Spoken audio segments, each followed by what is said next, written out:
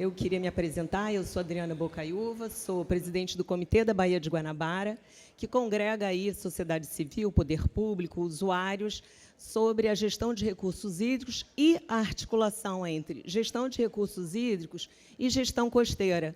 Então, eu gostei de ver o painel aqui, todo mundo muito preocupado em enfatizar a importância da gente observar, né, a gestão costeira, os valores relacionados à cultura do oceano, mas tudo que a gente faz, né, nas nossas atividades, como Nina apresentou aqui, as nossas escolhas, né, de consumo, elas impactam diretamente no oceano, né? Então, se você tem uma atividade em Cachoeira do Macacu, essa atividade ela vai impactar positivo ou negativamente na Baía de Guanabara, né? Então, acho que é bacana a gente entender o quanto que nossas escolhas, a nossa gestão dos recursos das bacias, que é o que a gente vai falar hoje aqui, né? A Solange vai fazer uma apresentação bem interessante, que nos inspirou muito e nos inspira aqui na Baía de Guanabara, que é como a gestão das bacias impacta na gestão costeira.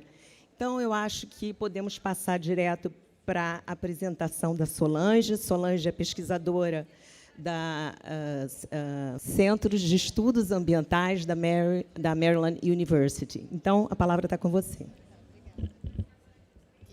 Primeiro, agradecer o convite de estar aqui. É uma honra, ainda mais que eu sou brasileira, apesar de ter já vivi há 2/3 da minha vida nos Estados Unidos. Meu coração é brasileiro. Estou sempre torcendo para o Brasil, igual a gente faz na Copa do Mundo, não adianta. Então, fico muito feliz de poder contribuir de alguma forma com essa iniciativa aqui no Rio de Janeiro.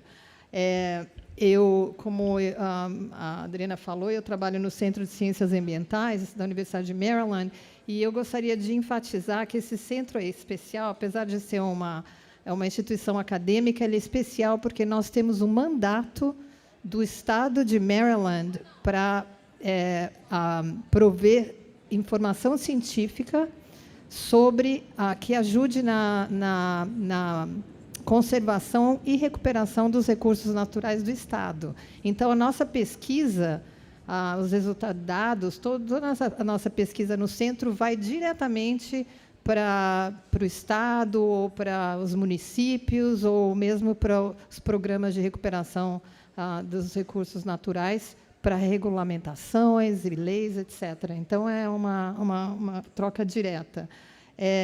E aí, assim, para quem não sabe, por que a parceria Rio de Janeiro-Maryland? Por que Maryland? Porque Maryland, a história de Maryland com o Rio de Janeiro começou há muitos anos com um programa que se chama Parceiros das Américas, que começou já lá atrás, assim, mais de 40 anos. Então, o Estado do Rio de Janeiro é considerado irmão do Estado de Maryland. E, com isso, sempre existiu muita troca de informações, experiências, etc., entre os dois estados. E, com isso, uma das áreas programáticas é a gestão de recursos naturais. E daí, então, em 2013, foi assinado um acordo oficial de cooperação entre os dois estados para a recuperação da Baía de Guanabara. Isso por quê? Porque nós temos em Maryland a Baía de Chesapeake, que nós estamos trabalhando para a recuperação da Baía há mais de 40 anos. Então, nós assim, temos um pouco mais de experiência com isso e temos muitas similaridades em termos de quais são os problemas que ocorrem nas baías. Então, só para mostrar aqui, assim, rapidinho, esse aqui são mapas à esquerda da Baía de Chesapeake e à direita da Baía de Guanabara, mostrando a saúde das baías. E a cor vermelha, a cor de laranja indica que há áreas que a baía está com a saúde ruim. E vocês podem ver que a saúde de Chesapeake, apesar de estar um pouquinho melhor, há 40 anos nós estamos tentando melhorar a saúde e é um desafio constante. Isso porque tem crescimento populacional e agora com mudanças climáticas, tem muitos problemas. Então, a gente nunca pode desanimar. Tá? Além da saúde da Baía, de Chesapeake, e também da Guanabara estarem ruins, como a Adriana falou, as bacias que drenam nas baías, também estão em condições ruins. Então, isso leva também a essas condições de saúde ruins das baías. Então, rapidamente, eu fiz uma lista aqui de quais são os ingredientes essenciais do plano de recuperação da Baía de Chesapeake, só como uma transferência de informação, de experiência que a gente tem na Baía. E eu não quero dizer que a gente sabe quais, assim, somos experts nas soluções. Nós vamos aprendendo e as realidades são diferentes aqui no Brasil. Mas, assim, é só para a gente dar algumas sugestões do que deve ser feito, né?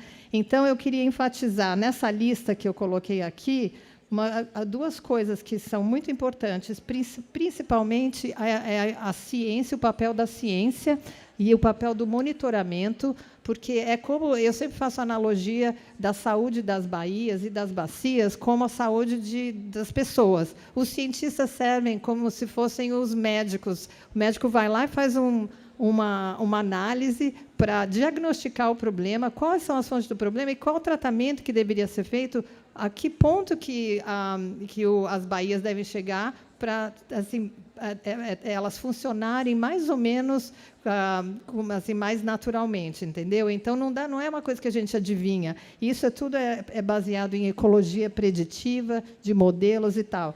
E aí também é importante fazer monitoramento, porque, quando se implementa ações, medidas para melhorar a condição da Baía, é importante ver se essas ações estão funcionando. Então, tem que ter sempre monitoramento.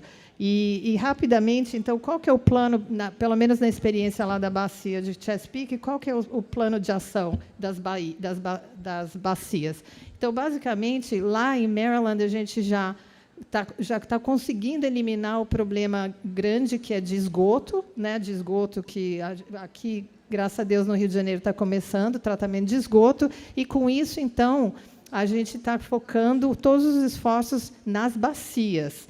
E, então, basicamente, cada bacia que drena na Baía de Chesapeake, ela teve que entrar numa dieta. Como acho que o Marcos falou aqui da UERJ, o problema maior dessas baías é de eutrofização, excesso de nutrientes, então, tem muita produtividade, etc. Então, todas as bacias que drenam para a Baía, elas tiveram que entrar num regime, numa dieta. Então, e aí, assim, para essa dieta, tem que cada bacia, e daí municípios dentro dessas bacias e os estados dessas bacias, porque não é só um estado, eles têm que implementar projetos para diminuir a carga de nutrientes. E aí também, como eu falei, tem que ser tudo monitorado para ver se está dando certo.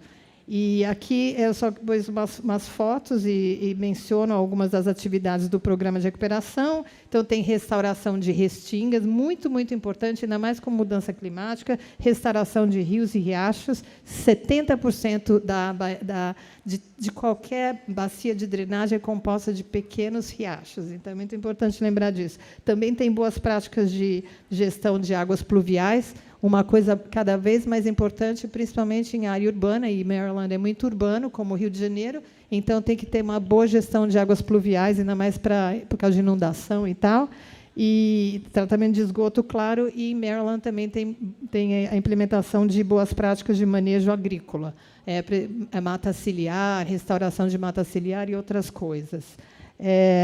Então, nós trabalhamos numa estrutura de gestão adaptativa. Então, assim, tem um objetivo, tem uma meta, tem as ações que devem ser implementadas, daí tem monitoramento, comunicação, assim, dos resultados desse monitoramento, para ver se as coisas estão dando certas. E o que não está dando certo, a gente muda, porque é um processo adaptativo. A gente não sabe a solução perfeita. Então, tem que ter esse ciclo. E, só para terminar, eu quero mostrar aqui o mapa de Maryland, que, assim, dá para ver essa parte do meio é a Baía de Chesapeake, então dá para ver como ela é grande, ela é a parte central do estado, mas também Maryland tem uma área costeira, tem baías costeiras, como o Rio de Janeiro, tem 5 baías costeiras e também tem a região costeira. Então, tem muita, e, assim, contando tudo, tem muita zona costeira em Maryland. Então, tem outros programas que também tentam recuperar a saúde dessas regiões. Então, tem o programa das baías costeiras de Maryland, que também assim, é parecido com esse programa que é focado nas bacias, e tem outros programas complementares que, por exemplo, que buscam resiliência econômica e social na área costeira. E só para rapidinho falar o conceito de economia azul, voltando no que foi falado antes, o conceito de economia azul nos Estados Unidos é um pouco diferente, porque considera empregos e oportunidades econômicas que emergem de oceanos, grandes lagos e todos os recursos de águas de regiões costeiras. E, em Maryland, todo tipo de atividade, empregos que são gerados por causa de recuperação, devido à recuperação, esse processo de recuperação da Baía de Chesapeake com baías costeiras, seja lá o que for, são contabilizados como parte da economia. E aí meu amigo, colega aqui de Maryland, vai falar mais a respeito sobre isso. Então, conclusão, esse trabalho nunca acaba, e então eu espero que nós possamos prosseguir e fortalecer a nossa parceria para nosso benefício. Obrigada. Então, que ele vai sentar aqui agora. Eu queria ver se a gente conseguir incluir, Solange, nessa definição de economia azul, que os PIBs passem a acrescentar, né, as riquezas naturais, né, e todos os serviços ambientais que elas prestam nos nossos PIBs. Então, passo a palavra para o Elliot Campbell, também do Núcleo de Meio Ambiente, do Maryland. Desculpa, Elliot é do Departamento de Recursos Naturais da Maryland University. The floor is yours. Obrigado. Thank you. First off, I'd like to start by saying what an honor it is to be here and to thank the state of Rio and the organizers of Green Rio. It's very exciting for me. Coming to Brazil is a lifelong dream. As a child, it always was fascinated by the Amazon and the beaches, so it's really, really neat to be here. Do we have my slides?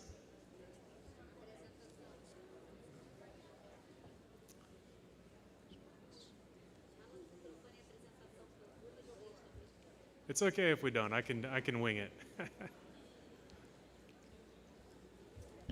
Por favor, a apresentação do Elliot Campbell.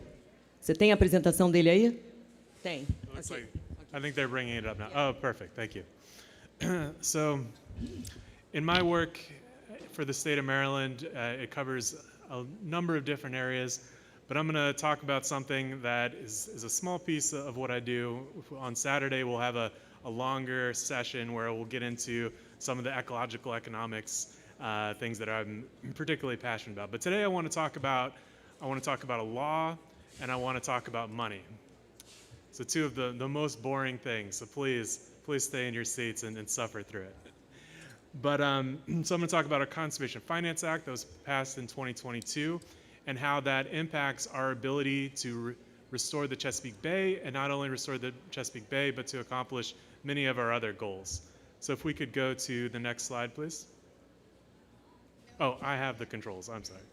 All right. So as I said, we have many different goals, both within Maryland and within the Chesapeake Bay Partnership. Because as Solange was talking about, there's a number of different states. We have 6 different states that are within this large watershed, and I have put a graphic here showing the watershed. You can see it goes all the way up to the state of New York, far away from New York City, but still within that state, through the state of Pennsylvania.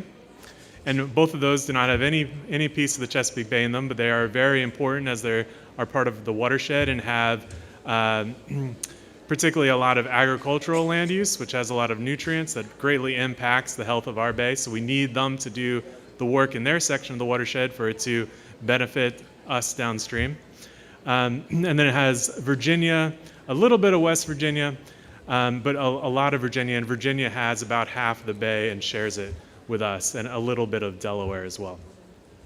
So within this partnership, there are many different goals. So there are actually 38 different outcomes within the partnership. So it's more than just the water quality. We need, many of these outcomes will help out the water quality, but some of the outcomes are a result of increasing water quality. For example, submerged aquatic vegetation or seagrass needs to have improvements of in the water quality for it to expand. It needs the water to be clearer so the sun could reach it and expand the habitat, the area that the seagrass can survive. So I've just put a couple examples of things that we want to enhance through the Bay program. So we are looking to build resilience to climate change, addressing environmental justice. So I'm not sure if folks are familiar, I don't know if that's a term that's known well internationally, but it's basically the impact of pollution across the socioeconomic spectrum. So basically trying to minimize the poor people suffering for environmental pollution. We want to restore wetlands, enhance forests, increase the habitat for important species, both economically, like oysters, and our striped bass, which is a fish people like to go out and fish for quite a bit. So all of that also exists within another extremely important goal for Maryland, which is mitigating climate change. Maryland has the most ambitious climate reduction goal of all the states in the United States. We go back and forth with California and New York. They keep on passing laws, becoming more ambitious. But as of now, our goal is to reduce our emissions 60% by 2030. And we were recently scored the best state in actually achieving our goals by the World Resources Institute in a report that came out, I think 2 years ago now, because we met our goal to reduce emissions 25% by 2020. So we're really proud of that, and we've set a goal that it's going to be difficult to achieve, both on the climate side and then many of these Chesapeake Bay goals. Right now, unfortunately, as watershed-wide, we're not projected to meet the nutrient goals that, again, are so important to many of these others. And that's by 2025. So, again, I'm going to talk about this 2022 Conservation Finance Act that we think is really important. And why is that? Because there's never enough money, right? We spend a lot of money in Maryland on bay restoration. I have a figure down on the bottom. It's about $500 million every year that the state of Maryland spends in some form of restoration. So that's inclusive of a number of different actions. It's inclusive of things like people's salaries. It's inclusive of enhancing wastewater treatment plants to enhance nutrient removal. And then what I'm more familiar and what my department works a lot on is ecological restoration for water quality. So that's going into degraded streams, degraded wetlands, shorelines, and enhancing them through ecological restoration techniques, which are numerous, and Solange touched on a few of those. But this law is meant to help us attract private finance, again, to bring more money into the system to accomplish our goals, as well as allow us to explicitly consider all of these many benefits when we are funding these restoration projects. So in the past, we had to fund the restoration projects just based on the amount of nutrients that were being reduced from the project. But now, thanks to this act, we can consider a full suite of co-benefits or ecosystem services, whatever term you would like to use, when selecting projects. So we have developed a process to do that and are refining it right now. And I'm going to talk a bit about that on Saturday. But a few other highlights from the Conservation Finance Act. So green infrastructure, it explicitly puts green infrastructure on the same scale as gray infrastructure. Many of the project selection processes and funding streams, it keeps it separated historically. So now we want to make sure that all of that funding is available not just for gray infrastructure, for sewer treatment plants, for stormwater practices with concrete, you know. We want it to also be inclusive of wetlands, of forests, of all these things that can do the same function as the gray infrastructure, but also have these other benefits that we want as a society. So we also define green infrastructure and blue infrastructure, which to our knowledge, another state had not gone in and explicitly defined it. So we think that's really important to know, what exactly we're talking about. And then we established this commission on blue and green infrastructure. And a really critical component of that commission is that it includes not just state government, but it includes mostly people from the private finance world, to hear from them directly, what do they need from government to create a system where they are comfortable investing, where, they have, one thing with private finance, I mean, we sometimes, in the governmental world or nonprofits or even academia, look at it as, not free money, but as something that, but essentially like free money. But one you always have to consider with private finance, they need to make a return, right? So we need to build a business case for the engagement of private finance. So this commission has been really critical for that step. And I think with that, I'm done. So, yeah.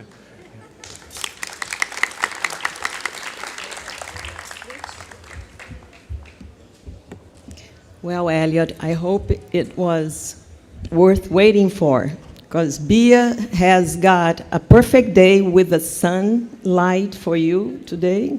So it's all up to you to thank her for the present. O nosso próximo palestrante é o Carlos Martins. Carlos é engenheiro e está à frente da como é que é o nome? Águas Livres. EPAL. É de que é? É a Empresa Pública de Empresa Pública das Águas Livres de Lisboa. Então, está com você.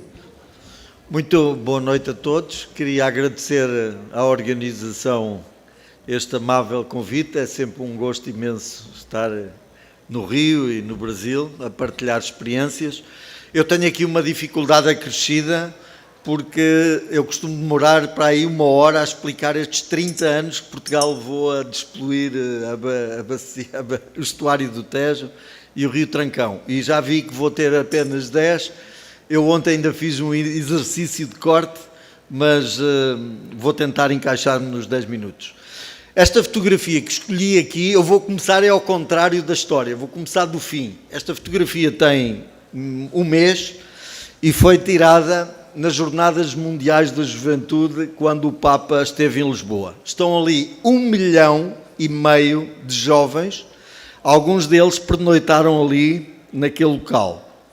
E agora vou contextualizar porque é que escolhi esta foto.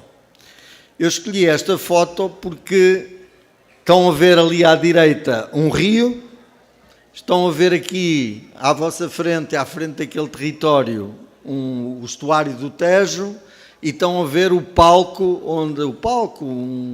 o altar onde o Papa celebrou a missa.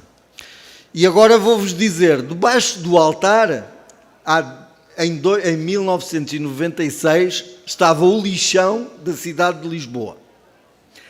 O rio que encontram à direita era o Rio Trancão e era o rio considerado o mais poluído da Europa.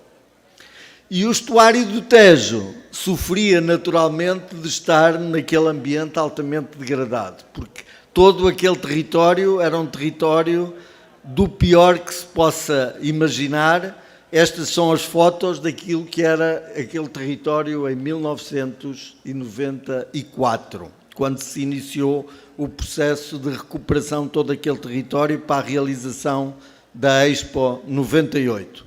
Portanto, uma área de atividades altamente poluentes, muito abandonadas e degradadas, com sucateiros e uma indústria marginal a coabitar todo aquele território.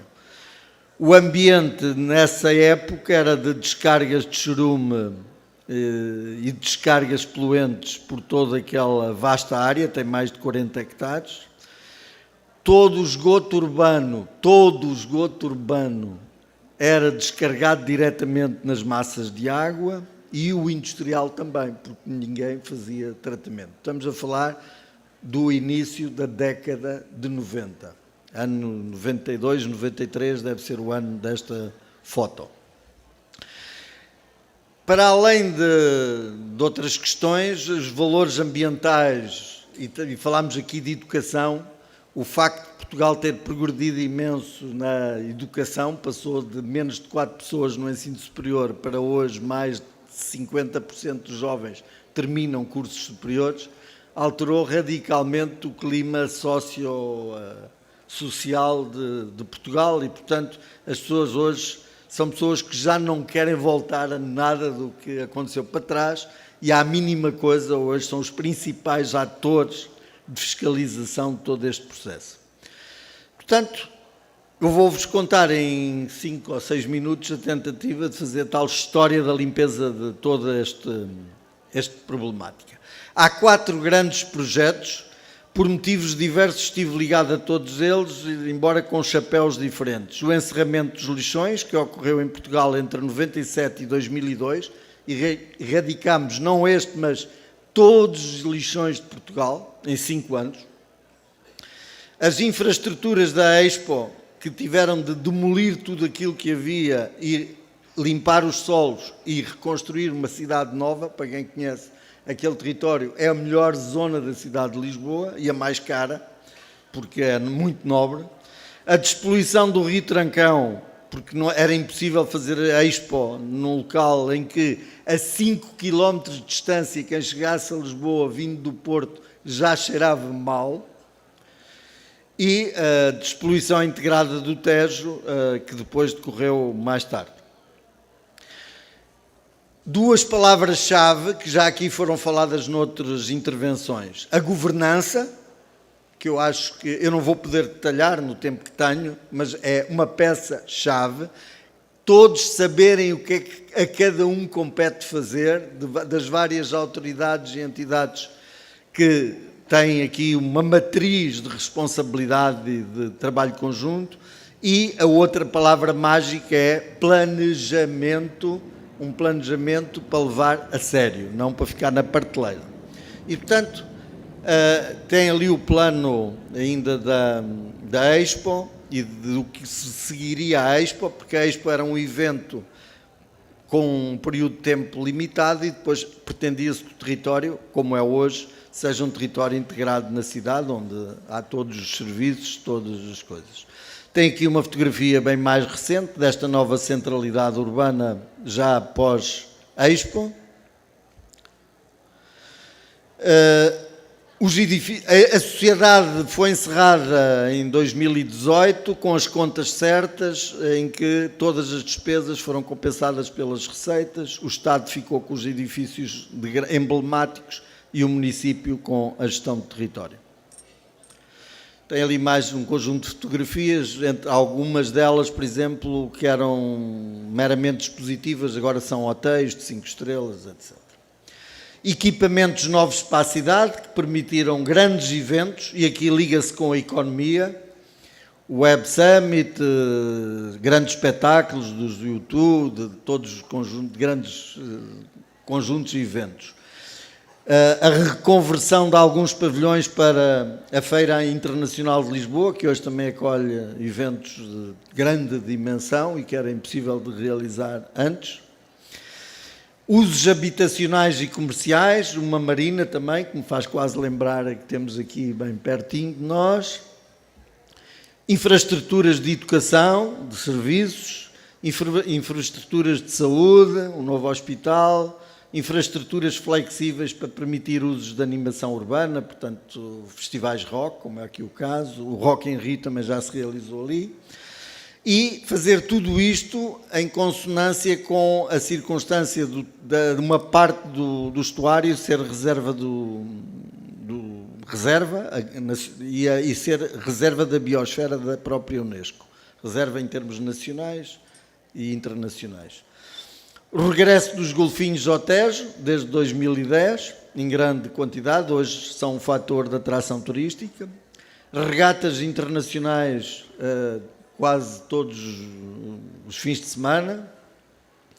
O próprio Rio Trancão, que era o mais poluído da Europa, hoje tem provas de canoagem a cada momento e recuperou a fauna e flora. Atividades económicas ligadas ao turismo, que hoje está a sustentar muito a economia portuguesa, mesmo depois do Covid. Novas dinâmicas no estuário, nomeadamente Lisboa passou a estar sempre na rota dos cruzeiros europeus e internacionais. Pesca desportiva, que está intrinsecamente ligada à qualidade das águas e que já tinha sido abandonada há muito tempo. Tem aqui agora o parque sem os 1,5 milhão de pessoas em cima, mas este parque é regado com água já obtida numa estação de tratamento de esgotos que está aqui bem perto. Nós já não chamamos estações de tratamento de esgotos, chamamos fábricas de água, porque é lá que fazemos a água do futuro, ainda mais num clima que estamos agora a ser vítimas das alterações climáticas e, portanto, cada água que se perde é algo que nos... Já aqui a Ana teve, partilhou connosco beber uma cerveja. Nós fabricamos cerveja a partir da água para reutilização, depois de tratada. Não é uma cerveja comercial, é uma cerveja que se chama de vira, para virar as mentalidades, de que temos de ter uma relação diferente com a água e com os valores ambientais. Temos duas, uma para quem gosta com mais malte e outra com menos. E agora só muito rapidamente dizer que há alguma semelhança entre o estuário do Tejo e aqui a Baía de Guanabara, a dimensão em área é a mesma, tem 19 municípios no entorno, tem uma parte da sua bacia é em Portugal e outra parte significativa em Espanha, portanto é uma bacia internacional. Conforme a maré, pode ter 300 a 350 km quadrados de área. E agora passa aqui um filme que de alguma maneira pode ajudar àquilo que eu não vou ter tempo de explicar muito, que são as questões de natureza técnica. Em 93, o Governo criou as Águas de Portugal, que é uma empresa 100% pública, que tem depois 15 empresas regionais.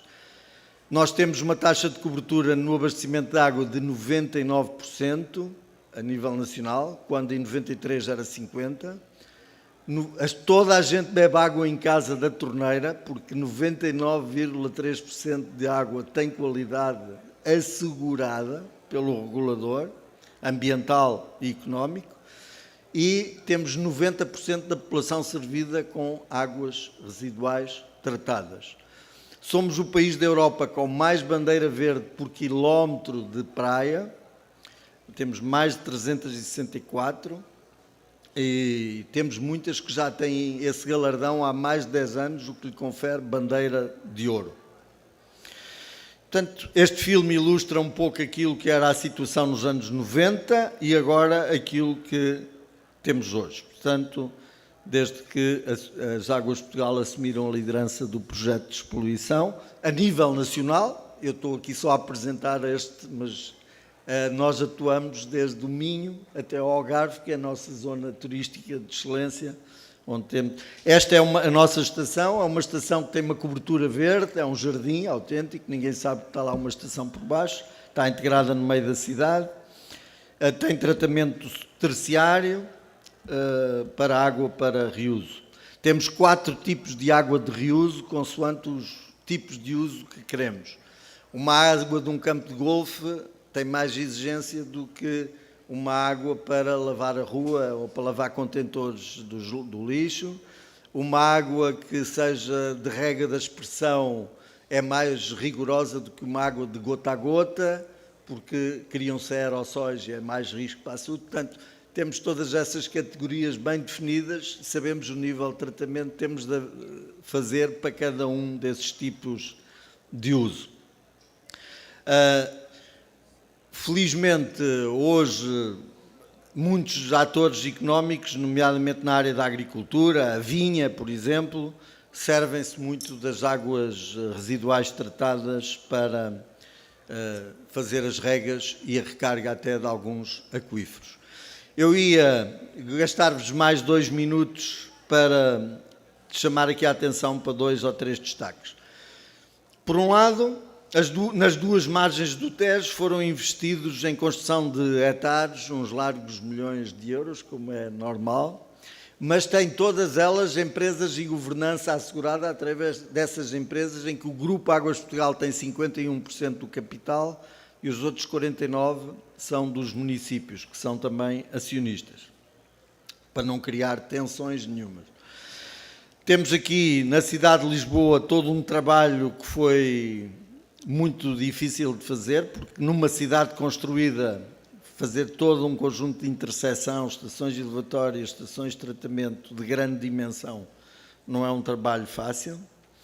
Tem ali no Terreiro do Paço, para quem conhece Lisboa, que é a nossa sala nobre, de onde saíam as caravelas para o Brasil e para todo o mundo, vê-se ali a pluma de poluição. Isto é em 1998, esta obra terminou em 2000.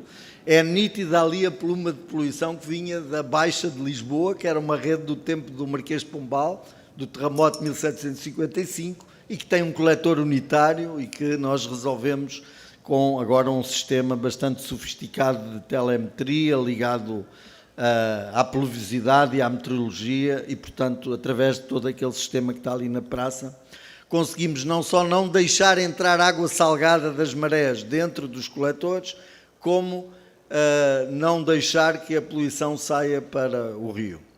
Quando chove muito, e isso acontece em Lisboa em média entre 25 a 30 dias em cada ano, então sim há umas descargas com umas válvulas especiais que deixam passar, mas não deixam entrar e, portanto, depois monitorizamos a qualidade e já comprovamos que não criamos nenhum problema de natureza ambiental. Tem ali também a pluma junto à costa, isto eram fotografias do tempo da obra. Encontramos ali caravelas do século XVI no Terreiro de Paço, portanto uma obra de alguma complexidade. As novas estações de tratamento, elas têm sempre um dimensionamento para período seco e para período úmido, em que no período úmido podem estar dimensionadas para o dobro do caudal. Aí com tratamento físico-químico, por causa das questões da área, para reduzir a área, que funcionam 3, 4 meses, nos outros meses funcionam em tempo seco para uma questão económica, porque a economia é que leva a que as tarifas para os cidadãos sejam melhores ou piores. Portanto, tem aqui a fotografia do tal dito quase jardim. Esta é a estação que está vizinha de onde esteve agora o Papa, lá no Parque das Nações, e como podem ver, a Ana já esteve lá. Esta é uma onde temos o nosso reuso já mais sofisticado. Temos também produção de composto a partir dos lodos das hectares. Temos agora um projeto de aproveitar os nutrientes também para a agricultura e estamos a desenvolver sistemas de tratamento mais sofisticados, porque Portugal está a ficar com uma população envelhecida, com muitos medicamentos e começam a aparecer poluentes emergentes que as nossas hectares não estão dimensionadas para tratar e que nós já estamos a antecipar que um dia venha a ser necessário. Então estamos com projetos pilotos com as universidades a desenvolver capacidade de tratamento para ultrapassar estas novas realidades. E, portanto, espero que um dia possam ver isto tudo ao vivo. Convido-vos a irem a Lisboa. Isto é já ali a marginal do Terreiro de Paço, onde antes era um caixote de lixo. Os turistas agora deliciam-se quase como uma praia urbana no Terreiro de Paço. Muito obrigado pela vossa atenção e será um gosto partilhar com mais calma noutro momento. Obrigado. Foram quantos anos, Carlos? O projeto do estuário demorou cerca de 15 anos. O do Trancão, 8 a 10, começou nos anos 94, quando se soube que ia haver a Expo, e terminou já depois. Na Expo tínhamos já 3 estações de tratamento com tratamento primário e uma delas com tratamento secundário. O tratamento secundário das outras 2 só terminou já em 2000, portanto 2 anos depois. O lixão foi 5 anos, os lixões todos, mas este também. E agora Lisboa tem uma central de incineração, uma central de gestão anaeróbia, uma central de compostagem, 2 triagens, portanto tem um sistema integrado de resíduos e também um sistema integrado de saneamento. Portanto, com 2 empresas públicas do Grupo Águas de Portugal, que fazem a gestão em conjunto com os municípios, que, como disse, os municípios são nossos clientes e são nossos acionistas, não é? São acionistas na empresa e depois pagam-nos os serviços quando recebem água em alta ou quando lhes fazemos o tratamento de saneamento. Parabéns. Olha, Ana, Leone, apresentação provocação essa, hein? Quem sabe daqui a cerca de 20 anos a gente vai estar menos, a gente vai estar tomando aqui uma cerveja guanabarina, né? Então, o nosso próximo palestrante é o Sérgio Magalhães. Sérgio, arquiteto, essa mesa está bem interdisciplinar, como deve ser, né? Sérgio é da Faculdade de Arquitetura da UFRJ. A palavra está com você, Sérgio. Você quer? Microfone para o Sérgio? Ali, Sérgio, pode ser por ali? E aí Não. O que é bom, porque senão dá microfonia. É bom que fique lá. Muito obrigado. Boa noite a todos. Quero felicitar a Bia, a Ana e a todos que organizam este espetacular encontro.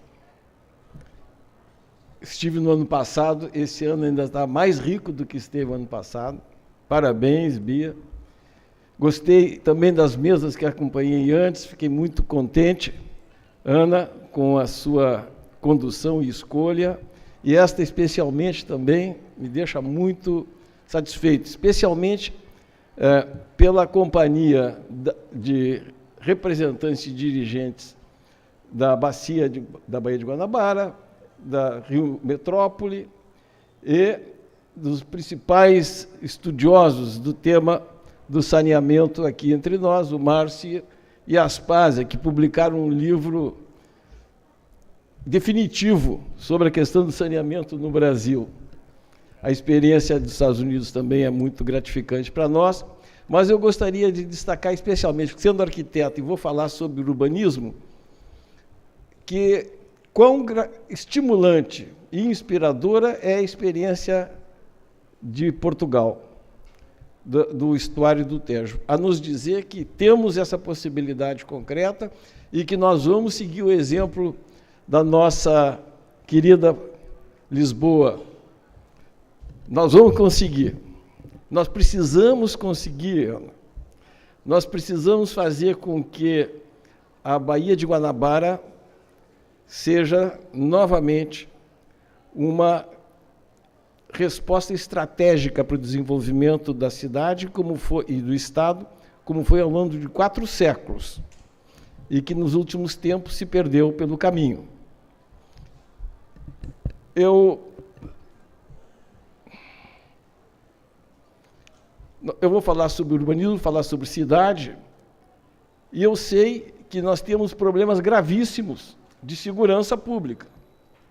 Temos problemas enormes de saneamento, de moradia, e, no caso do Rio de Janeiro, de desindustrialização também, que foi projetada a desindustrialização do Rio de Janeiro, entre outros tantos problemas importantíssimos para a nossa cidade metropolitana. Quando eu falo Rio de Janeiro, eu falo cidade metropolitana, os 12 milhões de habitantes da cidade. Mas eu vou destacar, não vou diminuir esses problemas, mas vou destacar um que eu acho que é crucial para as cidades brasileiras e para o Rio de Janeiro em especial, e que se expressa nessa dimensão. Nós, desde que começamos o processo de crescimento demográfico explosivo das cidades brasileiras, na década de 40, a população cresceu 4 vezes, a população brasileira, eu estou falando agora, então, é de dimensão brasileira, para depois chegar na dimensão do Rio de Janeiro.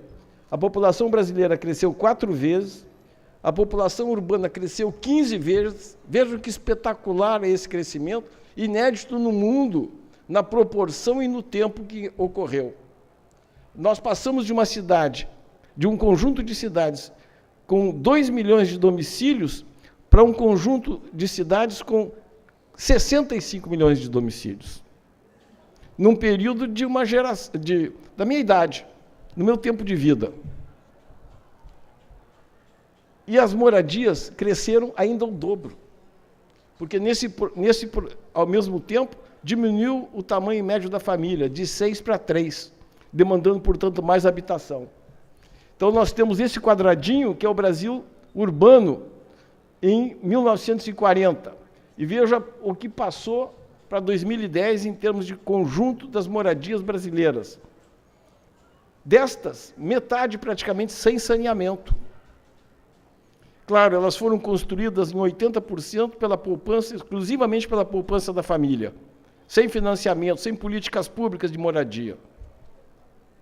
E aqui a questão do desafio que eu trago para vocês. E peço que juntemos nossos esforços todos para enfrentar esse desafio de modo a dar a resposta adequada para o nosso desenvolvimento. Sem a resposta, o nosso desenvolvimento vai continuar patinando. Nós vamos construir até o final dos anos 30 mais 50% do que já construímos de moradia no Brasil até hoje. E nós vamos construir sem aumento de população. Nós vamos construir com a população estável, como demonstrou o último censo. Ora, se nós vamos continuar construindo esse volume gigantesco de moradia, com as mesmas políticas que construímos até agora, nós vamos ampliar a miséria no Brasil. Nós vamos construir mais espaços sem infraestrutura, sem serviços públicos, espaços miseráveis, e com o deslocamento da população para esses lugares, esvaziando as áreas consolidadas. O Rio de Janeiro, em 1900, tinha essa ocupação. O amarelinho diz o que era a cidade ocupada na mudança do século. Essa mancha branca é a cidade metropolitana hoje. Até 1960, quando o Rio deixou de ser capital, a cidade cresceu a esse ponto. E a cidade metropolitana passou a ter 4,5 milhões de habitantes. A densidade demográfica passou de 1870, quando foi feito o primeiro censo, até 1960, quando deixou de ser capital, cresceu de 10 mil pessoas por quilômetro quadrado para 16 mil. Isto é, a cidade expandiu, mas adensou. De 1960 para 2015, ela cresceu ainda, essa área vermelha. E a densidade caiu exponencialmente. É um dado só, é um número? Não, é muito mais coisa do que isso. Essa curva descendente, ela se dá quando o Rio deixou de ser capital e quando os sistemas de transporte público sobre trilhos foram abandonados. Os bondes e os trens viraram sucata, praticamente. E a cidade metropolitana continua decrescendo ainda mais. Recentemente, fizemos o arco metropolitano com a ideia de fazer expansão da cidade. Quanto mais expansão numa cidade sem aumento populacional, mais degradada fica o conjunto urbano. Essa é uma questão do Rio de Janeiro, mas é uma questão de todas as cidades brasileiras. Esse gráfico provavelmente se aplica a todas as grandes cidades brasileiras. Então, há uma necessidade de uma compreensão de todos nós para enfrentarmos esse desafio de um modo consistente, mas, especialmente no caso do Rio de Janeiro, eu diria para vocês que nós temos duas questões gravíssimas, a mobilidade e a Bahia degradada, que são ao mesmo tempo, essas duas questões são ao mesmo tempo a nossa grande oportunidade de rever esse modelo de ocupação territorial predatória. A mobilidade e a Baía de Guanabara. A mobilidade, porque nós temos um sistema de transporte sobre trilhos, infraestruturado e decadente, que pega 70% da cidade metropolitana. Essas linhas vermelhas são as linhas ferroviárias, que são 200 quilômetros implantados ao longo das décadas iniciais do século XX e que passaram a ficar abandonadas nas últimas décadas, e mesmo depois de privatizada a operação, continua ainda muito aquém do que seria razoável numa cidade moderna. E a linha azul é a linha de metrô e a amarela é a possível metrô linha 3. Vocês vejam, esse sistema de linhas, uma vez transformado em trens em metrô de alta capacidade, transforma radicalmente a saúde da população do Rio de Janeiro, melhora as condições ambientais, fazem com que a cidade passe a ter interesse em melhor aproveitar onde já está ocupada, ao invés de expandir, como tem sido feito, do modo absurdo até. Então, a transformação dos trens em metrô, que parece ser uma quimera, sob o ponto de vista econômico, sob o ponto de vista ambiental, sob o ponto de vista social, sob o ponto de vista político, uma possibilidade muito forte. E esse é um plano da Supervia, há 20 anos atrás, que previa transformar as linhas de trem em metrô, sendo que o principal trecho central Deodoro, com intervalos de 4 minutos. A Supervia abandonou isso. Perdemos a oportunidade com a Copa do Mundo, perdemos a oportunidade com a Olimpíada, mas ainda temos a necessidade de refazer essa questão, de transformar o que está implantado numa realidade nova, que contenha a expansão e seja um exemplo, inclusive, para o Brasil, mas que, sobretudo, responda a uma necessidade ambiental e social do Rio de Janeiro. Nós não vamos ter saneamento adequado, tal como está dito na lei, em 2033, crescendo a ocupação. Nós não teremos, nem aqui, nem em lugar nenhum do Brasil. Ou nós contemos essa ocupação onde a cidade existe, ou nós não vamos alcançar esse objetivo. E não adianta depois lamentar, mas olha, não se conseguiu, mas está se dizendo que não conseguirá, se não houver uma política urbana consequente para as cidades brasileiras como um todo e para o Rio em especial. E, finalmente, a nossa Baía de Guanabara, tão vilipendiada, e que foi tão importante durante séculos para nós, ela pode ser, estrategicamente, um vetor novo de contenção da expansão da cidade e, ao mesmo tempo, de qualificação das zonas mais degradadas da nossa urbanização. A recuperação da Baía de Guanabara, além de uma questão sanitária e ambiental, pode conter expansão. E ela significa fortalecer os vetores que trazem para o centro da metrópole. O centro da metrópole é o centro e Niterói. E, ao mesmo tempo, enfraquece os vetores de expansão. Os vetores de expansão são aqueles da não política de moradia, da não política de transporte e do estímulo à ocupação na Barra da Tijuca e em áreas especiais de investimento, inclusive Minha Casa Minha Vida, nos últimos tempos, que promoveram uma expansão para além da cidade existente. A Baía de Guanabara recuperada transforma essa realidade, porque essa é a mancha ocupada pela cidade metropolitana. O desenho da Baía de Guanabara entre elas. Vejam como ela é central, como ela é articuladora da cidade metropolitana quando a gente observa o que é a cidade ocupada. a bacia da Baía de Guanabara pega a enormidade do conjunto metropolitano.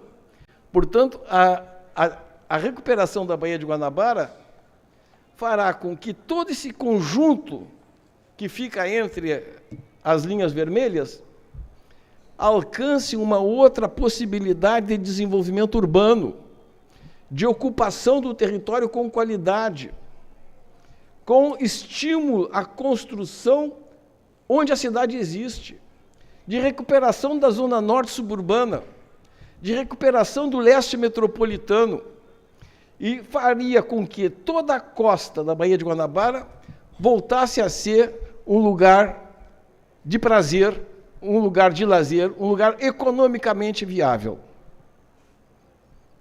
Por isso, eu tenho muito prazer de ouvir as experiências exitosas como foram apresentadas aqui, porque eu acho que são estímulos para nós, são uma possibilidade de nós seguirmos este exemplo, recuperarmos as nossas condições ambientais num nível adequado para que o nosso futuro de cidade metropolitana seja democraticamente viável, socialmente viável, economicamente viável. Essa fotografia da Baía de Guanabara, com o centro da cidade ali, e aí com a relação em branco dos bairros do Rio de Janeiro, que são caudatários da Baía de Guanabara, e em amarelo, dos municípios que são caudatários da Baía de Guanabara. É uma enormidade, é um mundo. Muito obrigado.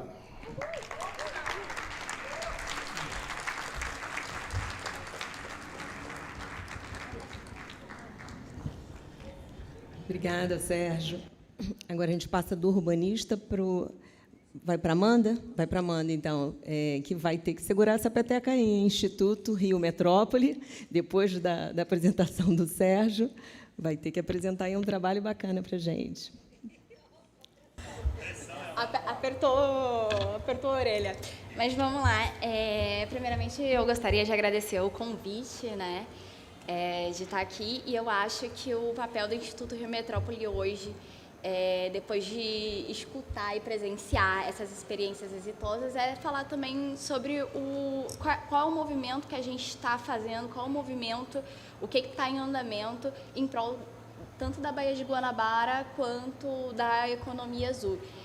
A gente estava falando aqui com o Otávio que a gente vai tentar fazer um milagre para dividir esse tempo aí e conseguir dar conta de tudo. Eu só preciso do passador. Tá por aí? Não, sem problema. Só que, antes de começar... Oi? Agora foi, né? Obrigada. Só que, antes de começar, o Instituto Rio Metrópole é um órgão muito novo. Eu acho que, assim, fora a Ana, a Aspásia e o Paulo de Tarso, quase ninguém conhece. Então, a gente precisa... vou tentar fazer vou fazer um overview, assim, super rápido do que nós somos, para vocês entenderem de onde que surgiu, de onde que veio essas competências e fazer mais sentido, né? Porque realmente nós somos muito novos. A nossa história basicamente começa em 2015 com o Estatuto da Metrópole, que dá as diretrizes para a criação das regiões metropolitanas dentro dos estados. E aí, no Estatuto da Metrópole, ele fala: cada região metropolitana de cada estado vai ser definida por lei complementar, vocês precisam ter um instrumento que vai balizar todo esse planejamento, que é o Plano Estratégico de Desenvolvimento Urbano Integrado da região metropolitana, e vocês precisam implementar uma governança. Então, em 2019, foi basicamente o ano inteiro estruturando essa governança metropolitana. Em 2020, já consolidada essa governança metropolitana, a gente começou a trabalhar na parte da modelagem da concessão dos serviços de água e esgoto, que ali na frente vai cruzar um pouquinho com o que o Dr. Carlos Martins falou. Depois a gente tem 2 anos praticamente focado nisso, que foi o ano da pandemia, e em 2022 a gente começou a atender algumas demandas da lei complementar, tá? Que é a lei que cria tanto o Instituto Rio Metrópole, quanto a governança metropolitana, quanto às nossas competências. E depois a gente vai falar sobre 2023. Não vou passar por todos esses números devido ao tempo, mas, basicamente, a região metropolitana ela é composta por 22 municípios. Esses 22 municípios tem os 7 municípios em torno da Baía de Guanabara, mas também tem aqueles municípios que a Adriana falou que, quando eles fazem algum tipo de ação, lá, por exemplo, em Cachoeiras de Macacu, acaba refletindo também na saúde da nossa Baía de Guanabara, e eles também fazem parte da região metropolitana. Cachoeiras de Macacu é um exemplo, Rio Bonito é um exemplo, exatamente, que fica não no entorno, mas tem um impacto na saúde da Baía de Guanabara. A estrutura, basicamente, do IRM, da governança metropolitana, é o Conselho Deliberativo, onde tem os 22 prefeitos, mais 3 membros da sociedade civil, consultivo, que é a sociedade civil organizada, o Instituto Rio Metrópole, que somos nós, que somos a agência executiva, onde saem os projetos técnicos, e o fundo, que depois o Otávio vai falar aqui um pouquinho para vocês, tá?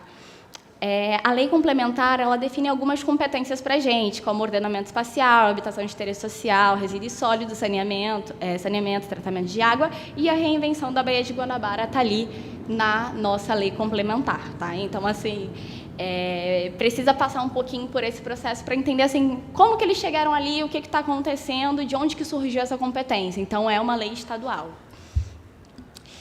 E aí, atendendo ao Estatuto da Metrópole, né? A gente, aqui no Rio de Janeiro, nós elaboramos o PEDUI, foi um processo de 3 anos, foram mais de 5.000 pessoas envolvidas.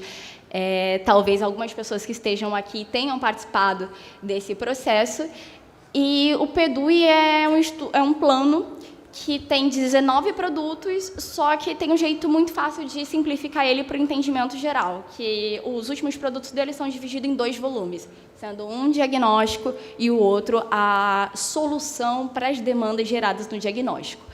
Essas soluções elas foram divididas em 6 programas. E aí a gente tem o programa Metrópole Inteligente, Metrópole Sustentável, só que hoje eu vou puxar um pouquinho para o programa da Bahia Reinventada, tá? Não tem como esgotar o assunto no tempo que a gente tem aqui, mas alguma das diretrizes do programa Bahia Reinventada foi a implantação de coletor de cinturão de tempo seco, que foi uma questão que foi levada lá ao BNDES em 2019 para poder fazer a inclusão na modelagem. E isso é uma questão que acaba,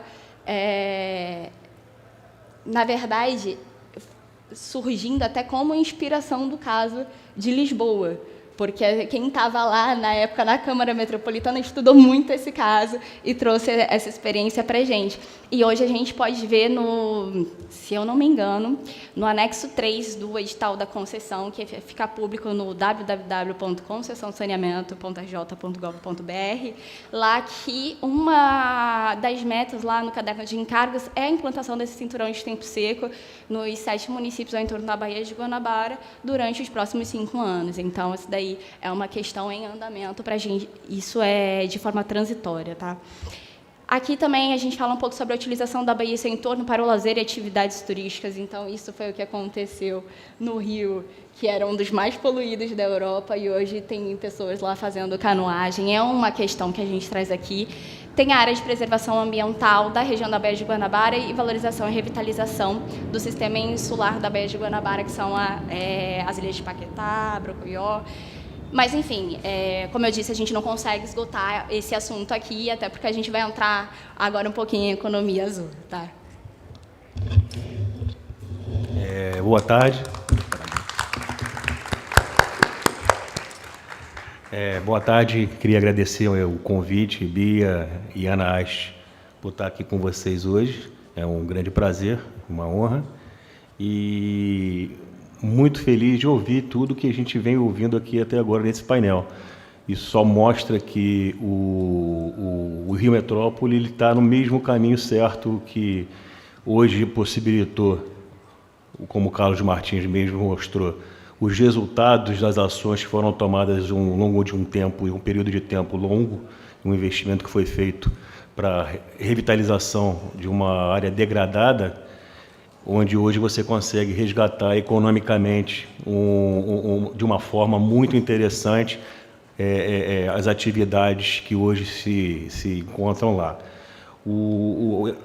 A economia azul, a gente tem um conceito aí como bem definido aí pela própria ONU, está aí no slide. Você consegue, hoje, efetivamente, aproveitar o que antigamente era um problema, que era você ter que cuidar a troco de nada. Hoje você consegue, economicamente, viabilizar o ato de você estar cuidando de alguma coisa muito importante para a preservação do ser humano como um todo.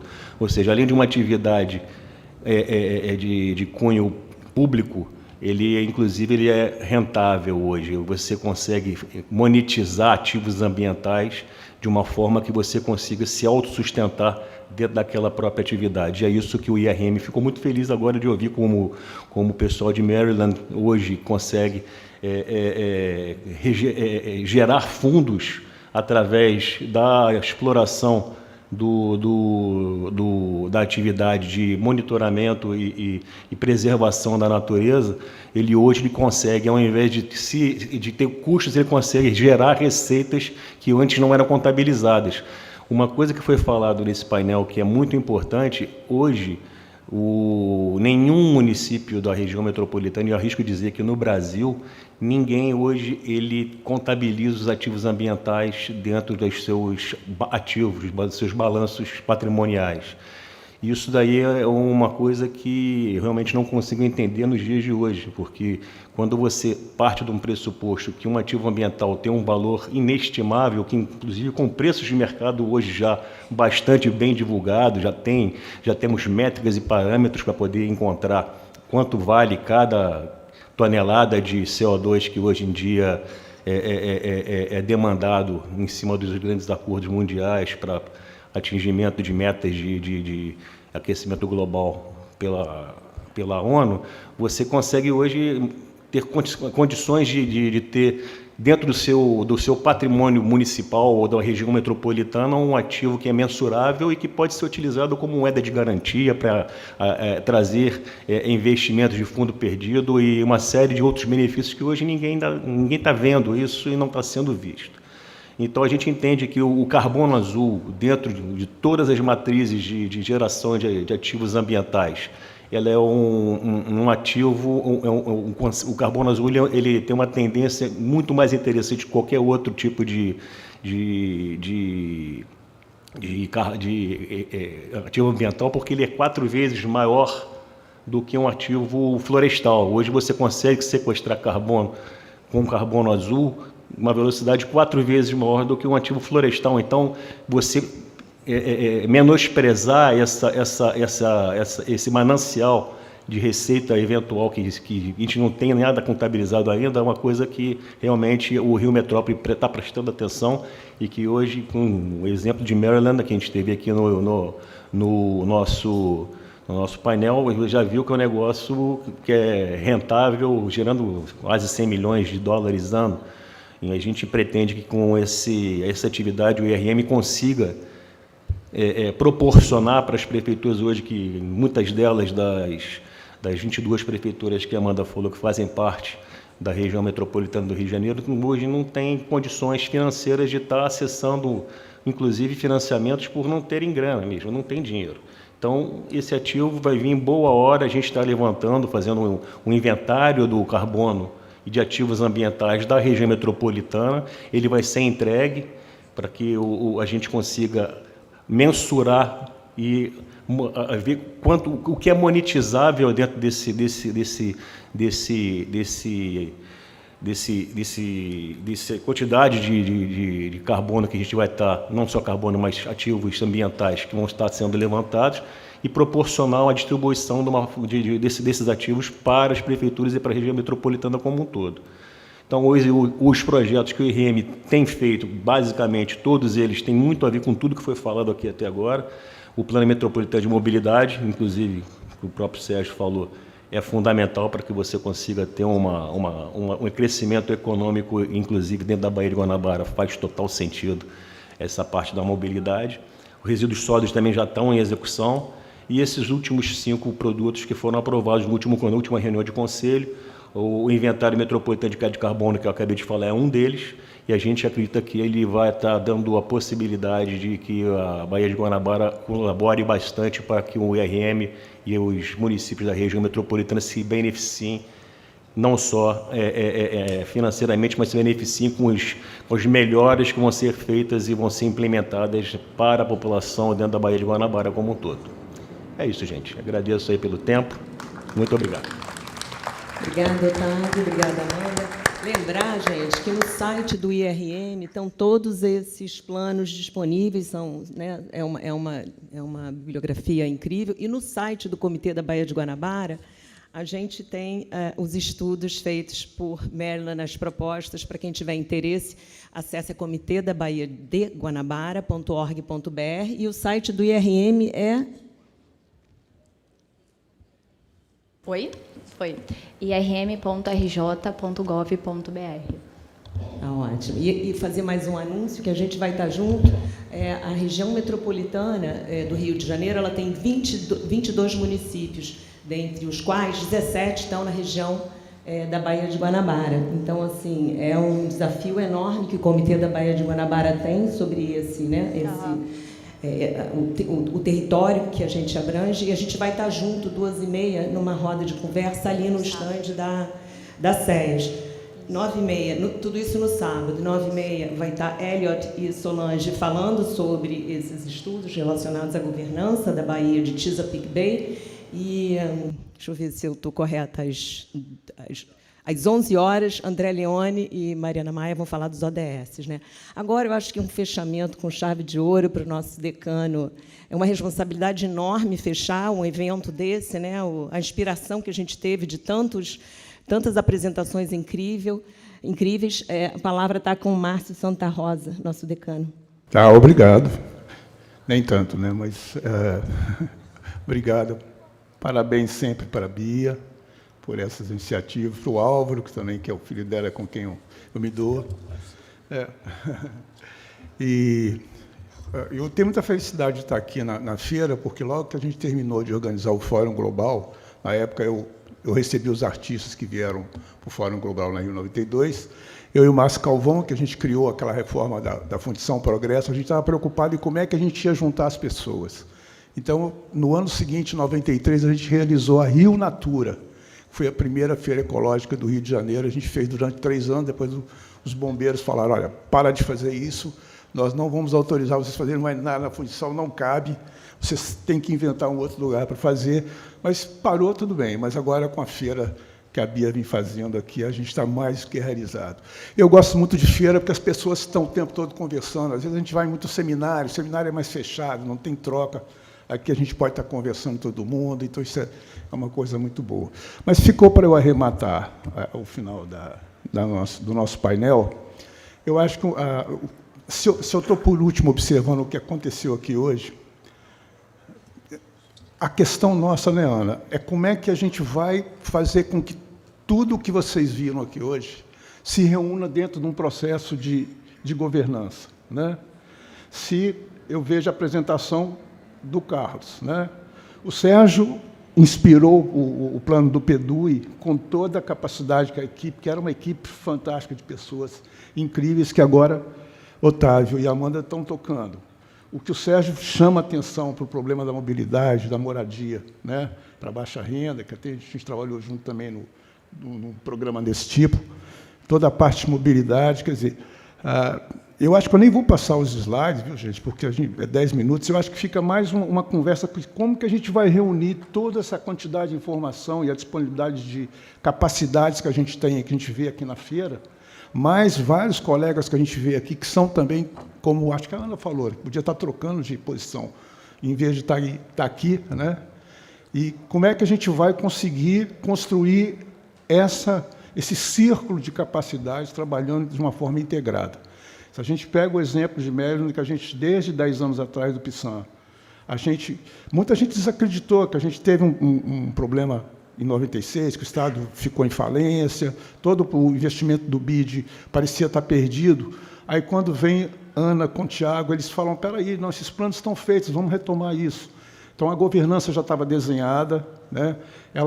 Se criou esse centro integrado de gestão, ele está exatamente como ele foi trabalhado há um tempo atrás com uma organização que é a FBDS, que eles pesquisaram o Tejo, pesquisaram Paris, pesquisaram as maiores bacias do mundo, com um trabalho minuciosíssimo para saber quais as vantagens desse tipo de autoridade de bacia ou de baía tem, os comitês de bacia também. Então, quando eles chegaram no modelo de gestão que a CEA está assumindo, que é a proposta que vai ser conversada, gente, uma governança de uma baía, de uma região metropolitana como o Rio, como o Sérgio escreveu, imagina, só a gente pega, né, Celso, pelo sua mancha, pelo Sérgio, o que existe de PIB e DH do lado leste em relação ao que existe do lado oeste, a Baixada Fluminense com os rios, com aquelas chuvas que costumam cobrir as cidades, que é uma cidade fica toda alagada, quer dizer, o PAC Saneamento, que foi um projeto importantíssimo, que estava conseguindo trazer já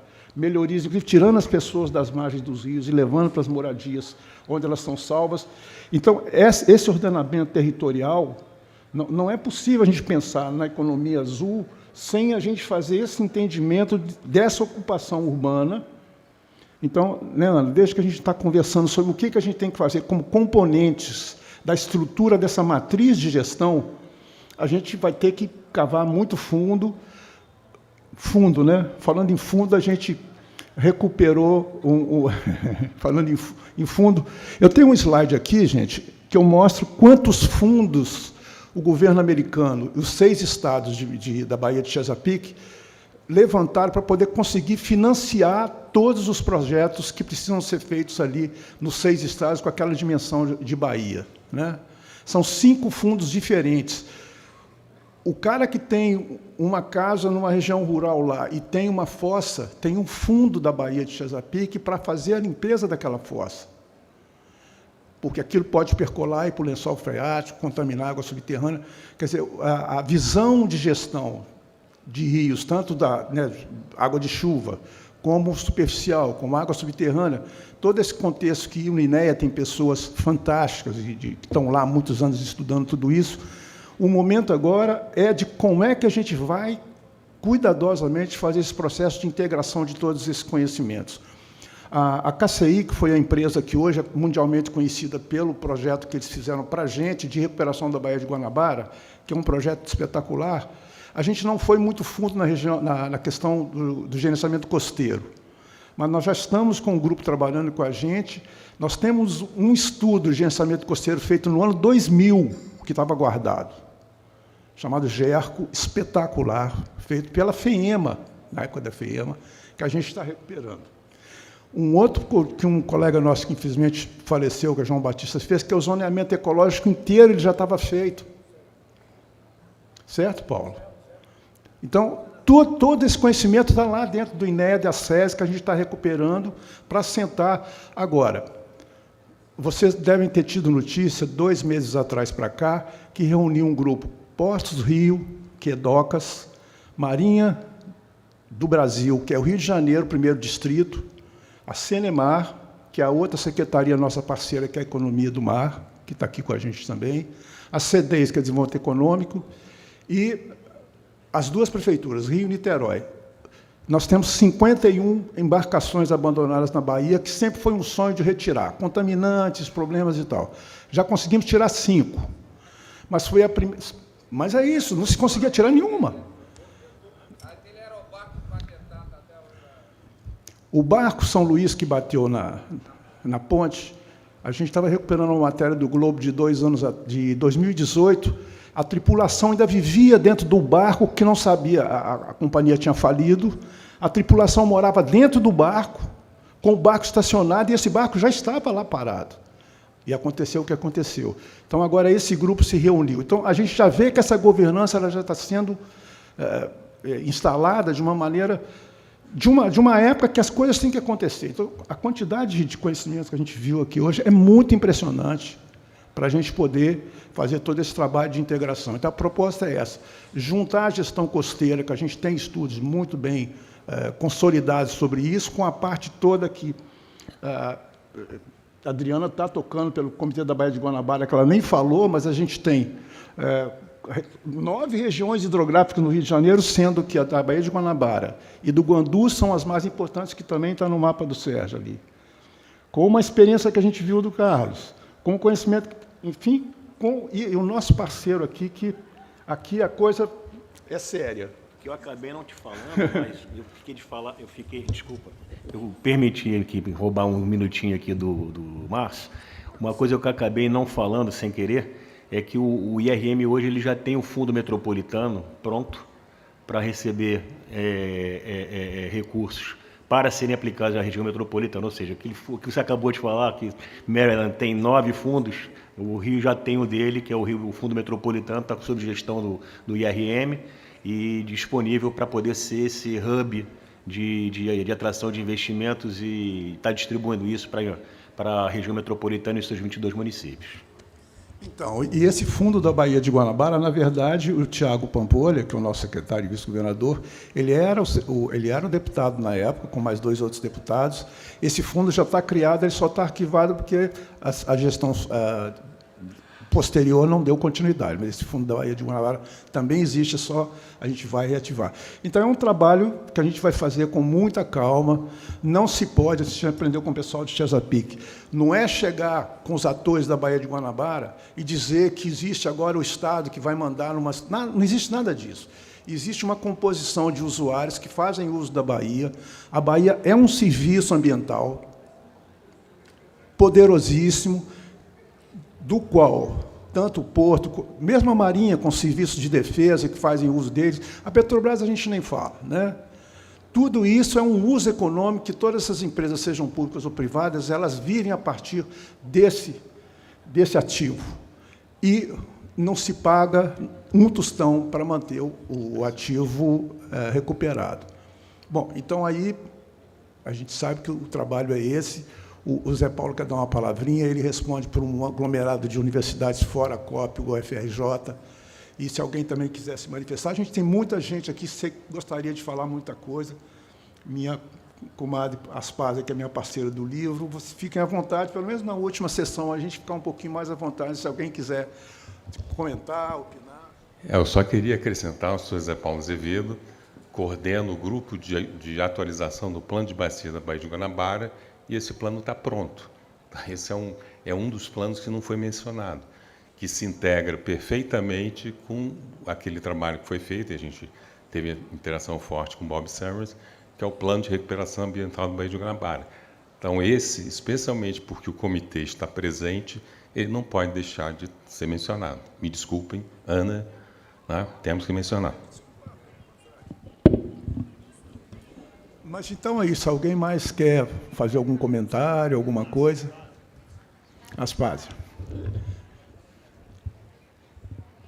Fala ali no púlpito.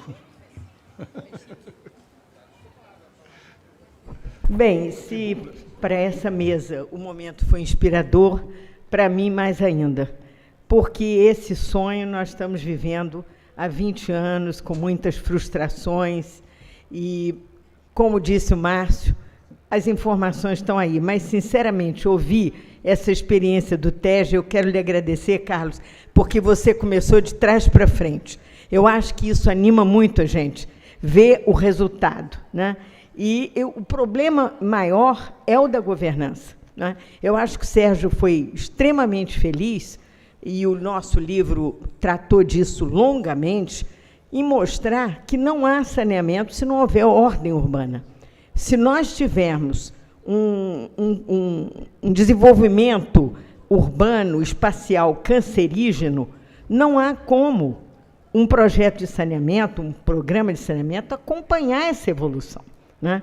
Mas eu queria também agradecer a Chesapeake, porque é nossa inspiração desde 2000, Márcio, quando nós criamos o Centro de Desenvolvimento Sustentável na Fundação Getúlio Vargas, e, naquela época, Chesapeake foi tão inspiradora, e vocês não falaram nada disso aqui hoje, mas eu queria dizer à Ana que Chesapeake tem um modelo de marketing para poder envolver a população e fazer isso que o Sérgio disse que tem que ser feito, envolver as pessoas para que o projeto ande mais rápido. Porque o grande problema é que a ciência nem sempre consegue arrebatar as multidões, né? Ela revoluciona por dentro. mas há um momento em que você tem que envolver as pessoas, e TISAPIC nos propôs, por exemplo, competições de barcos à vela, nos pedaços da Bahia que forem recuperados, e vocês disseram o seguinte: por favor, façam isso, como dizia Jaque o Estripador, em pedaços, né? Primeiro você despolui um pedaço e ocupa aquele pedaço. Organiza movimentos, atividades que recuperem a Bahia. E eu, por último, queria dizer o seguinte: é estarrecedor que um estado como o do Rio de Janeiro, que tem a região costeira mais bonita, as lagoas mais lindas, não tenha esportes náuticos nos seus projetos econômicos de economia azul. Então, eu queria pedir a todos atenção para isso. Está na hora de recuperarmos uma marina no Rio de Janeiro inteiro. Isso é muito pouco. Vamos reproduzir essas marinas e vamos fazer uma festa com essa Baía de Guanabara, porque, sinceramente, esgoto não dá ibope. Muito obrigada. Oi, Adriana, acho que a finalização é desse encontro, acho que as pessoas estão... Né? Sim, Paulo, claro. Se importa de falar no púlpito? Professores. Boa noite a todos, agradeço a oportunidade. Não, só ressaltar, né, que, ainda que sejamos um país costeiro, né, o Brasil sempre deu as costas para o mar, né? E a população que dispõe de conhecimento naval, conhecimento marítimo, cultura oceânica, que tem relação com esse meio, é completamente marginalizada, né? Prova está que, por exemplo, a gente não tem um pescador artesanal aqui, que é uma população que presta um serviço para a sociedade a custo zero. São eles que todos os dias estão percorrendo, monitorando, vendo o meio. E essas informações, então, elas não são aproveitadas. Então, essa acho que é uma questão fundamental. A cultura oceânica está ali. E segundo, é que o Brasil, com essas características perversas, né, de ocupação do território, gerando uma das sociedades mais desiguais do mundo, uma das maiores concentrações fundiárias do mundo, né, e uma das maiores taxas de violência urbana em decorrência desse processo, quando a gente olha para o mar, a gente não pode conceber que esse mesmo modelo econômico que causou esses problemas seríssimos sejam aplicados no mar, né? Porque senão nós estamos voltando para a década de 50, quando o presidente da República de Malta, em função da possibilidade de apropriação dos fundos oceânicos pelos países do eixo, que ganharam a guerra e dispunham de conhecimento, estavam a se apropriar das últimas fronteiras da Terra, eliminando qualquer possibilidade. Isso que ensejou a terceira Conferência das Nações Unidas sobre os Direitos do Mar, do qual o Brasil é signatário pelo Plano Nacional de Recursos do Mar, Política Nacional de Recursos do Mar, de 1980, antes da Política Nacional de Meio Ambiente, né, e que vai criar as quatro pernas. Limite externo da Plataforma Continental Brasileira, Programa Setorial para os Recursos do Mar, Programa Antártico Brasileiro e o PNGC, o Plano Nacional de Gerenciamento Costeiro, o filho natimorto, né, dessas políticas que a gente, como dito agora, ainda não conseguimos ver avançar. Esperamos que seja um momento oportuno para que, então, daqui para frente, a gente consiga, integrando, inclusive, com planos de bacias e com esses instrumentos já disponíveis. Me desculpe ter alongado, mas esse tema é muito caro, assim. Tá?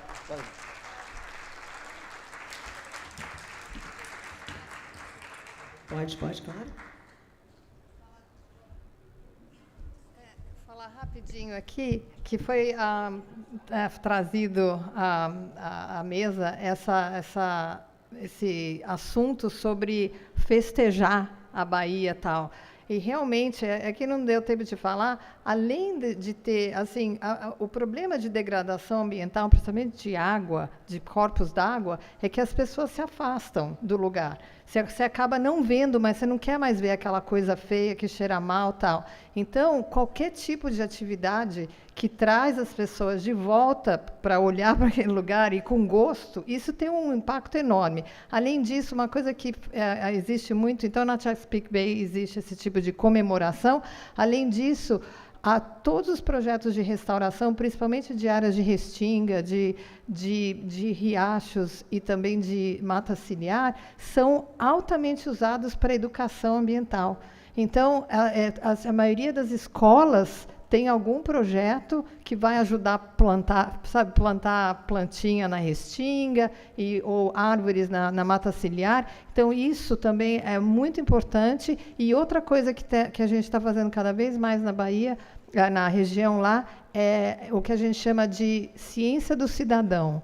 Então, isso que quer dizer, os próprios cidadãos, eles se tornam voluntários para fazer monitoramento de várias coisas. Então, tem treinamento para voluntariado, para monitorar, por exemplo, vazão de riacho, essas coisas todas, e isso causa um envolvimento enorme. Então, tem várias coisas que podem ser feitas e devem ser feitas nesse sentido, para trazer, conectar as pessoas de volta aos corpos d'água. Aquele senador que usa o tênis é muito interessante, né? Sneaker Day, né? É super interessante. Tem um senador, né, envolvido em divulgar um parâmetro, né? Sneaker. É sensacional.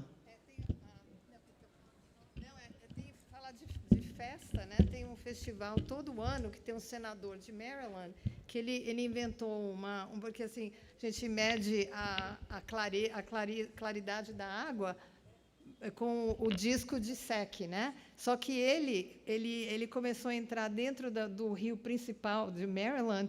Ele entra para ver a profundidade que ele consegue ver os próprios pés, o tênis dele. Ele faleceu ano passado e a festa continua e só cresce.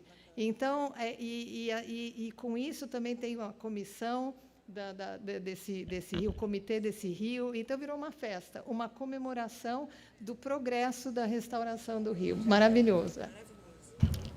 Então, gente, eu sou Maria Tereza de Jesus Gouveia. Na mesa anterior e nessa mesa falaram de educação ambiental, então me sinto na obrigação, porque eu sou da Rede Brasileira de Educação Ambiental desde 80 e tantos, né, é muito tempo. E eu fiquei muito contente com a sua fala final, que falou da ciência cidadã. Ela já é praticada por projetos conservacionistas marinhos, costeiros marinhos. A gente não retira a conectividade entre ambientes terrestres, costeiros e marinhos, né? A minha origem é uma origem dos órgãos públicos federais, né? Eu sou da época da Secretaria Especial do Meio Ambiente, que hoje seria o Ministério do Meio Ambiente, depois passamos para o IBAMA, enfim. E eu queria, assim, colocar o cuidado quando se trabalha com a educação ambiental em coletivos gestores, né? E na gestão ambiental pública. Nós temos normas, nós temos documentos que norteiam a educação ambiental.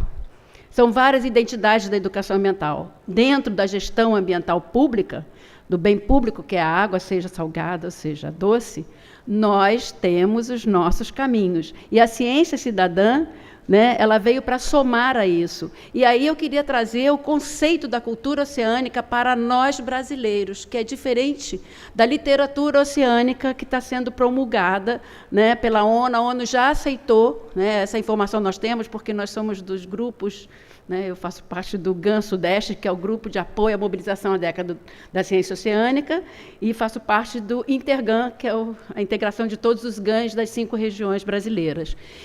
A cultura oceânica, para nós, ela traz a cultura no seu conceito mais amplo. Então, não é só publicação, não é só dentro do ensino formal.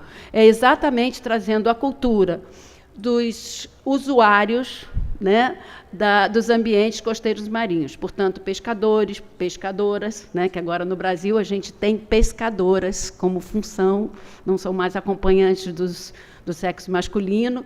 Temos os marisqueiros, temos as questões das culturas religiosas, e isso está na cultura oceânica brasileira.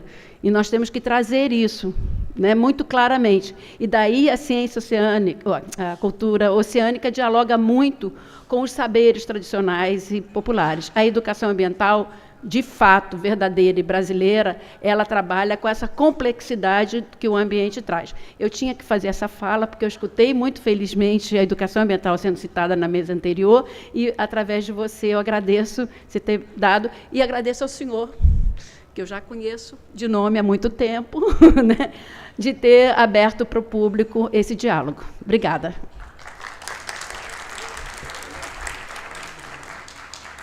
Esse aqui está fechado. Ah, ok. Então, Pode, claro, está aberto. Boa noite a todos, todas, todes.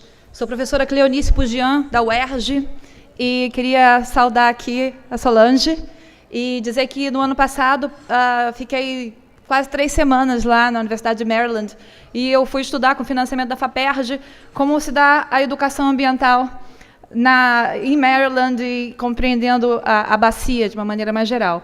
E eu queria pontuar que lá eu observei que existe financiamento público para a educação ambiental e uma integração entre as diversas secretarias.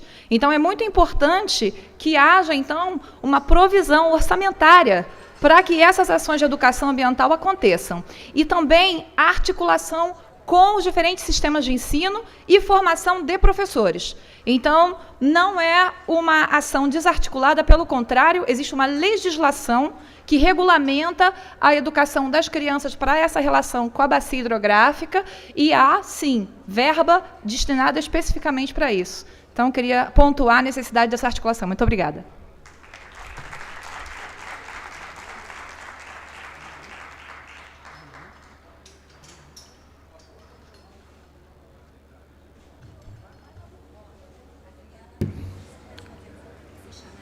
Tá, então só mais uma pergunta que a gente tem que fechar a Marina e aí, Tá.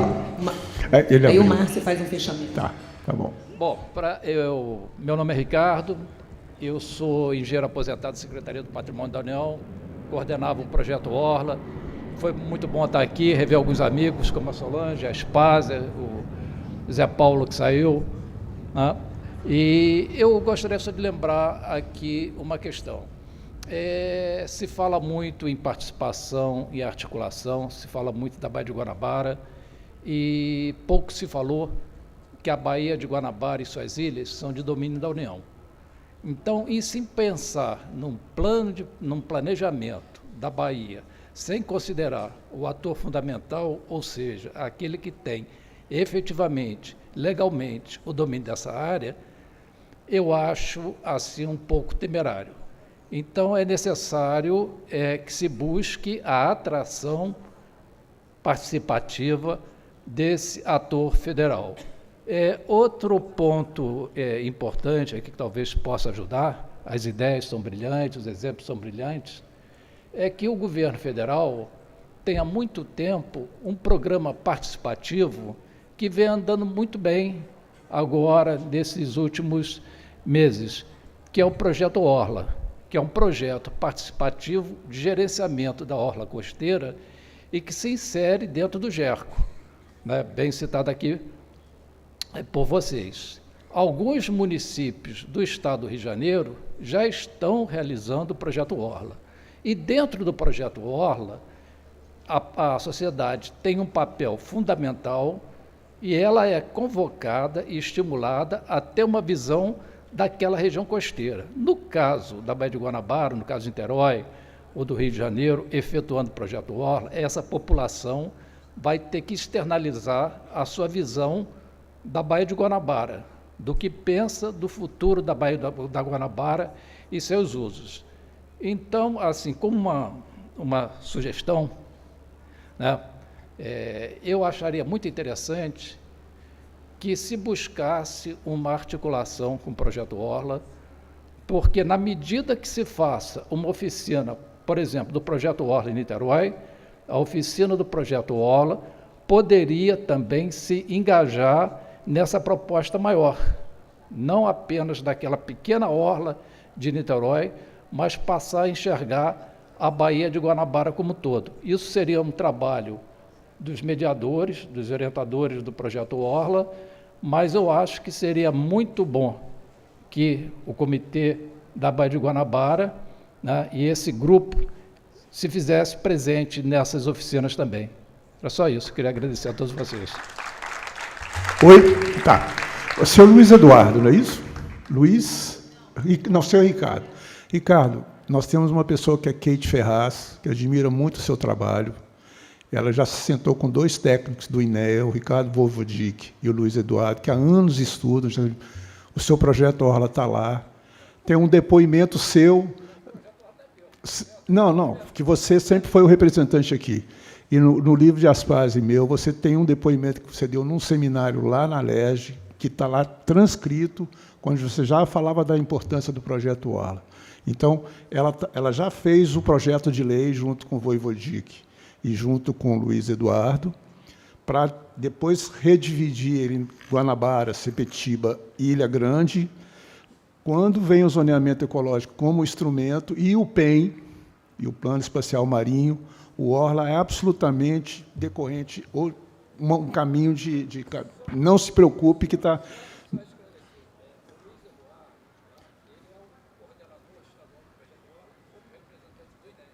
Isso.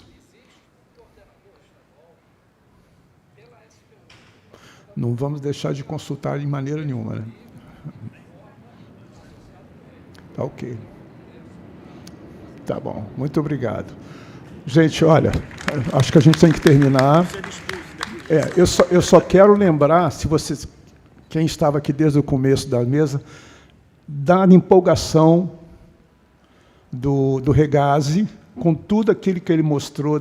Se a gente conseguir fazer um raid do que a gente já mostrou aqui hoje para reunir nessa mesa final, é uma coisa espetacular. Então, sem palavras. Ana, você quer terminar, Bia? Não, gente, a gente agradece, então, a todos os envolvidos, Bia, Ana e todos os envolvidos por esse evento hoje aqui, muito inspirador. A gente vai para casa carregado de inspiração e de compromisso, né? E compromisso. Então, boa noite a todos. Obrigada. Parabéns. Você vai para ser...